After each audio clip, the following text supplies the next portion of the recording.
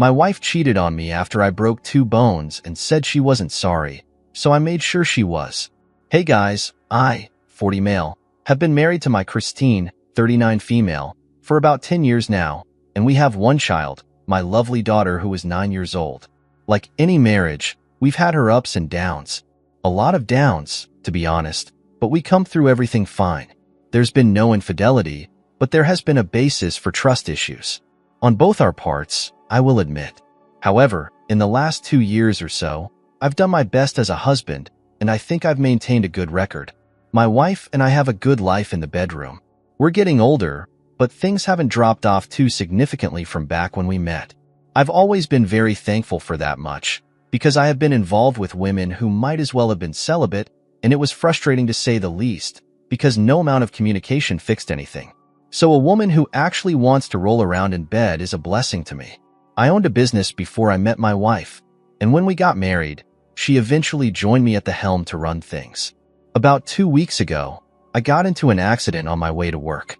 I got T-boned at a red light and woke up in the hospital with a broken femur and humerus.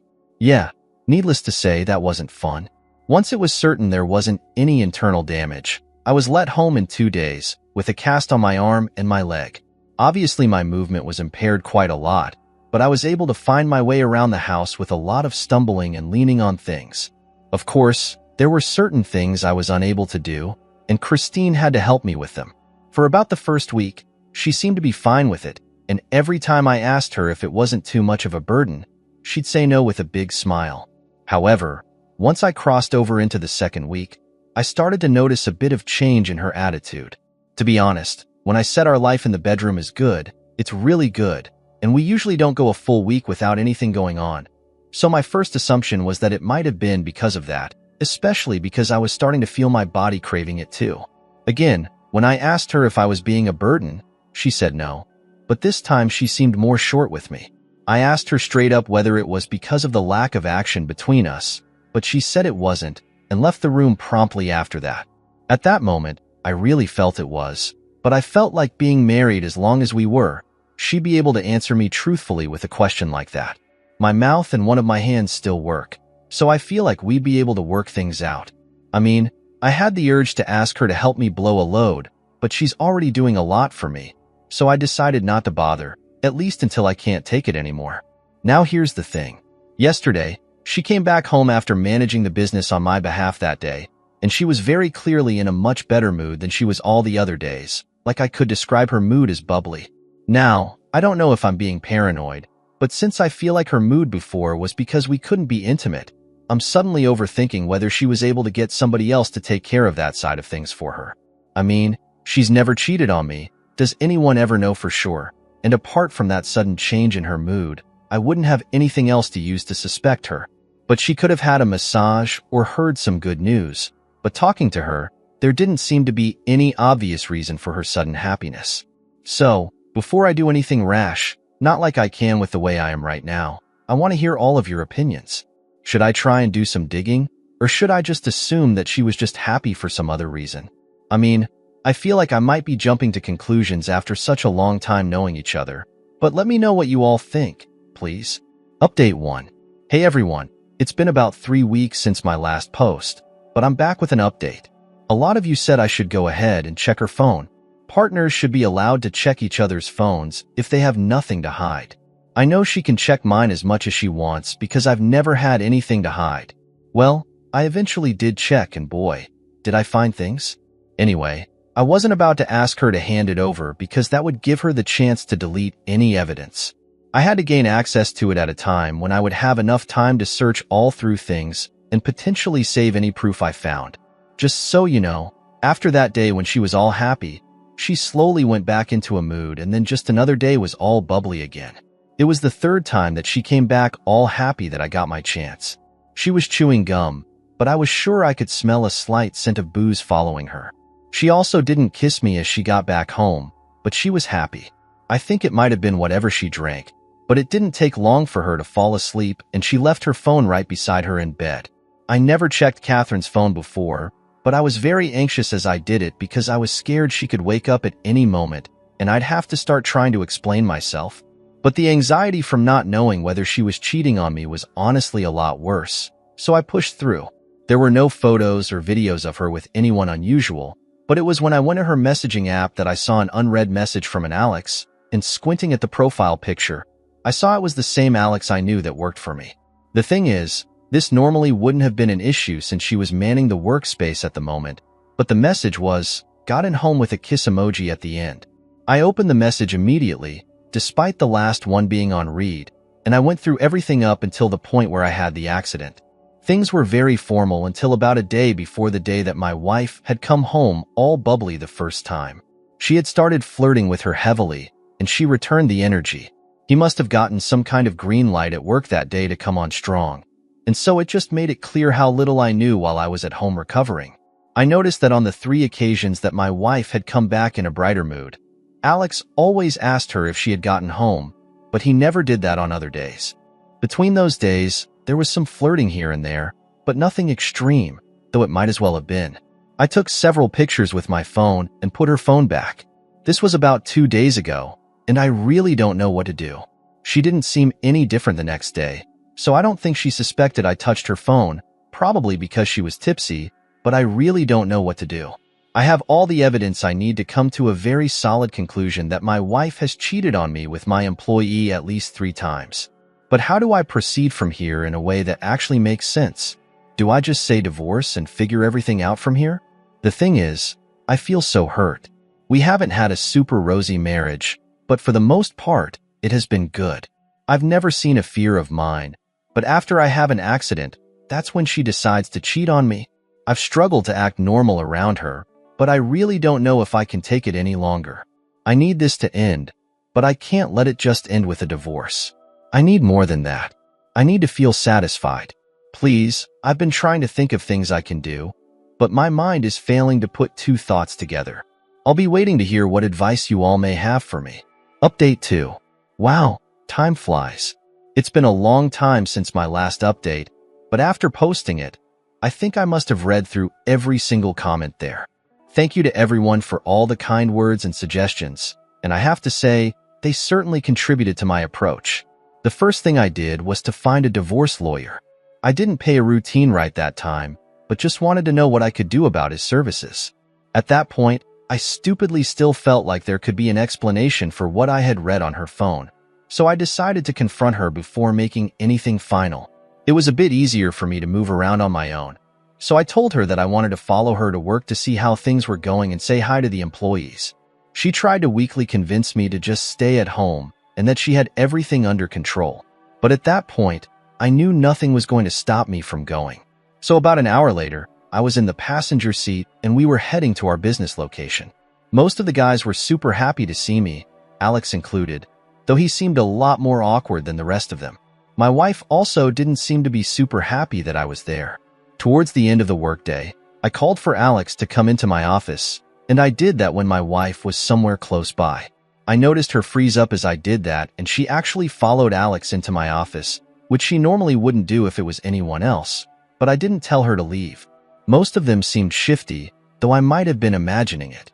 I only asked Alex something about a client we had been dealing with before the accident happened, and I could actually see the fear disappear from his body as he realized I was just asking about something relatively trivial.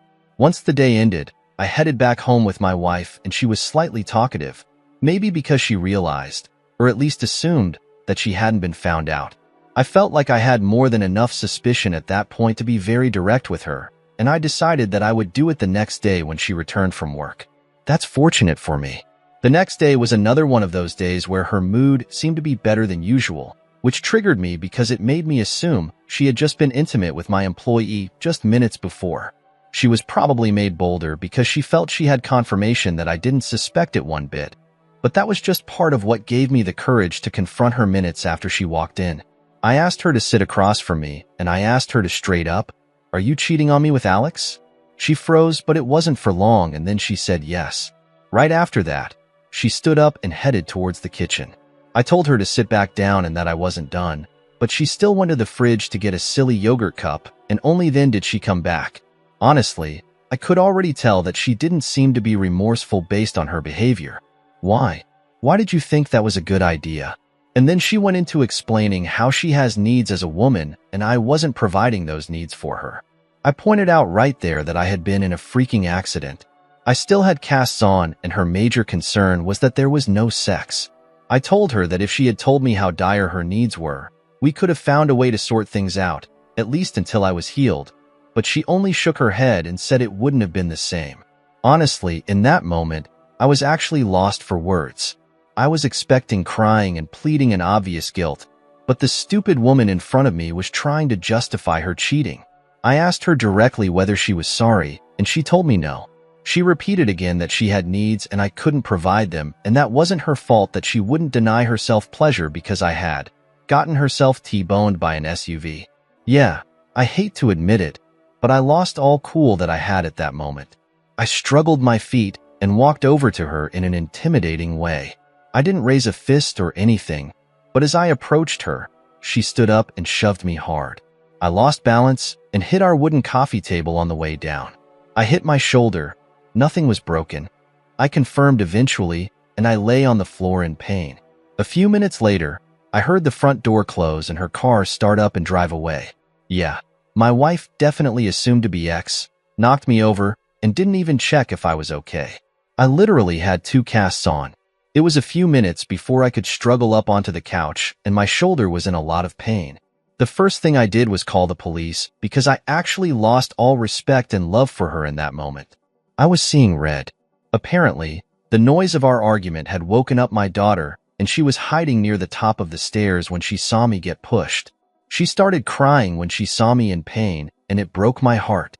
She kept asking what had happened between me and her mom, but I really didn't know what to tell her. Eventually, the police came, took a report from me, and I was taken to the hospital, along with my daughter for an X-ray, though fortunately, there was no lasting damage to my shoulder.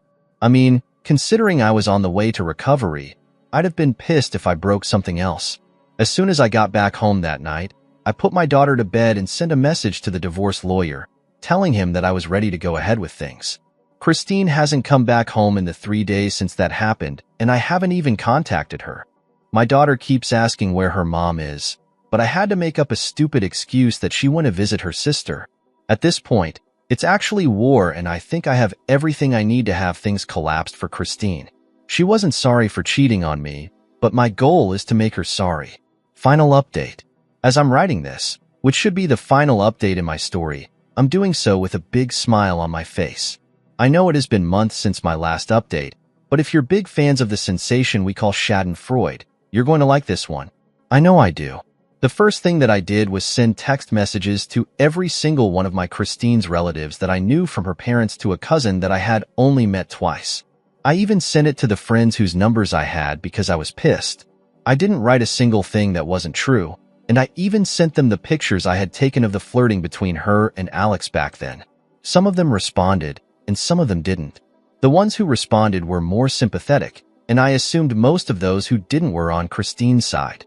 My job there was done. Whether they took her side or not, I made sure her sleazebag behavior was well documented. After that, I went into work and I met Christine there. She was shocked to see me, probably thinking I was too crushed to do anything. It was barely 10 seconds before I pointed to her and Alex, the employee she had been cheating on me with, and told them they were both fired. She used to be my wife, but she was merely an employee. Her name was nowhere in the paperwork from the business, and I'm glad I had never brought her in on that extent. Alex was surprised by the thudness of it all, but he couldn't argue because he knew he was guilty.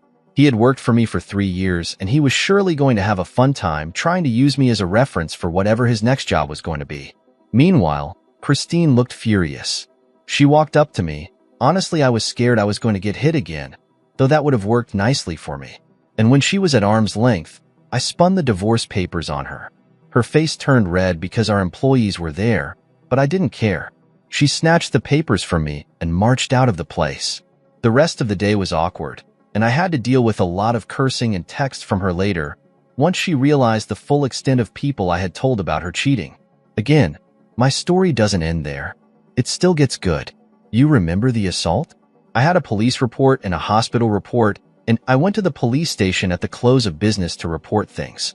I told them I wanted to press charges. To skip through things a bit, My divorce lawyer was able to help me structure the case beautifully as a complete bonus. And considering this came after I confronted her for cheating, she was unremorseful. I was injured. She left me there, and my daughter witnessed it. She got a week in jail and mandatory anger management classes. I hate that my little girl had to get a bit involved, but for me, it was worth it. The criminal record gladdened my heart. Then, we got to the actual divorce proceedings.